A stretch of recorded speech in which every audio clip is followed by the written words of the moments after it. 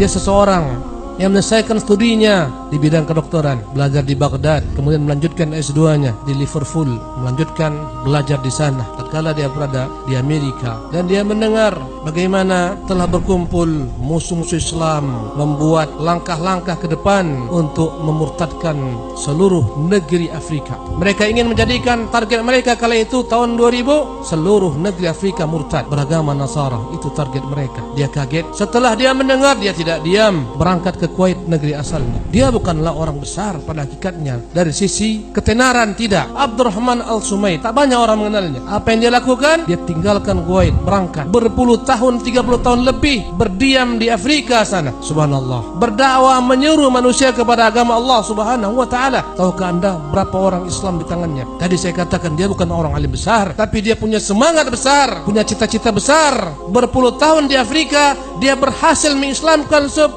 juta manusia. Allahu Akbar. Dia berhasil mendirikan 5.000 masjid di seluruh negeri Afrika. Subhanallah. Di sebanyak 34 negeri Afrika, dia berhasil mendirikan 5.000 masjid. Berapa yang kita dirikan dari masjid? Berapa orang masuk Islam di tangan kita? Tanyakan diri kita masing-masing. Berapa banyak proyek-proyek besar yang dia bangun sendiri? Subhanallah. 7.000 sumber-sumber air berhasil dia buat. Sumur-sumur bor yang begitu dahsyat di negeri Afrika yang terkenal dengan kekeringan, sampai 1.500 meter ke bawah, dia berhasil menguatkan air menjadi sumber kehidupan bagi masyarakat Afrika. Dia melihat betapa kemiskinan melanda negeri Afrika. Sementara kebanyakan penguasa-penguasanya adalah kaum Nasara. Dengan program-program dikirim, diutus anak-anak mereka berangkat ke negeri-negeri Eropa sana, pulang membawa gelar doktor, profesor. Mereka yang menjabat sebagai menteri, mereka menjabat sebagai kepala negara, mereka menjadi orang-orang penting di negeri-negeri sana. Allahu Akbar. Kaum muslimin masakin, fuqara, apa yang dilakukan jemaah sekalian? Dia buat universitas besar di 2 negara,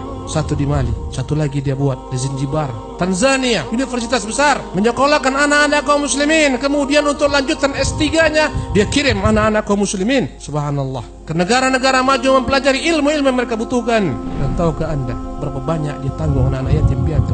13.000 anak-anak yatim piatu yang dia tanggung, dia sekolahkan sampai gelar doktoral dan pulang ke negeri mereka menjadi orang-orang besar. Bahkan di antara mereka pernah berkata, dan dia asalnya adalah anak yatim piatu yang didanai oleh Syekh Abdurrahman Al-Sumaid ketika menjabat sebagai menteri. Saya ini adalah didikan Abdurrahman Al-Sumaid. Dia sekolahkan saya dari kecil sampai saya memperoleh gelar doktoral, sampai saya duduk di tempat ini. Ketika dia kuliah di Kanada, istrinya menceritakan dalam beberapa tahun, 4 tahun di Kanada, istrinya hanya punya 4 pakaian saja. Harta mereka jadikan untuk jalan menuju surga Allah Subhanahu wa taala. Karena dia berkhidmat untuk Islam dan kaum muslimin, setiap tahunnya ada hadiah diberikan oleh kerajaan Saudi atas nama Malikul Faisal terhadap orang-orang yang berjasa bagi Islam. Beliau mendapat 1 juta rial. Allahu Akbar. Bilangan tidak kecil. Tahukah Anda berapa yang diambil? Sepeser pun tidak diambil untuk dirinya. Semuanya diinfakkan di jalan Allah Subhanahu wa taala. Dia menceritakan bagaimana dia berdakwah di negeri Afrika. Subhanallah. Tatkala dijemput oleh seorang ingin bertemu dengan dia dan ternyata terlambat, mereka mengatakan mereka terhalang dalam perjalanan, banyak halangan di tangan. Kata dia,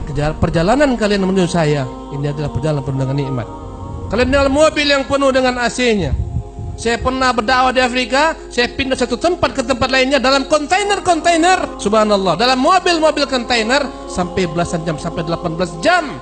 Pada tahun 2013 beliau meninggal, rahimahullah tabaraka taala rahmatan wasi'atan. Orang ini adalah orang yang tak begitu dikenal oleh manusia, tapi orang-orang Afrika mengatakan dialah raja di Afrika sana. Fuqara, masakin, mereka mengenal dia. Dan dia bukanlah orang berilmu syar'i sebagaimana saya sebutkan tadi, tapi dia mampu melakukan banyak hal dalam dakwah. Ini contoh daripada contoh-contoh orang besar yang mampu berdakwah dengan apa yang dia miliki. Subhanallah. Maka Anda wahai kaum muslimin yang dimuliakan Allah Subhanahu wa taala, tanyakan kepada diri Anda, apa kontribusi Anda telah berikan kepada Islam dan kaum muslimin? Berapa masjid yang Anda bangun? Berapa orang yang Anda Islamkan? Berapa orang yang Anda giring mendapat petunjuk Allah Subhanahu wa taala? Tanyakan kepada diri masing-masing.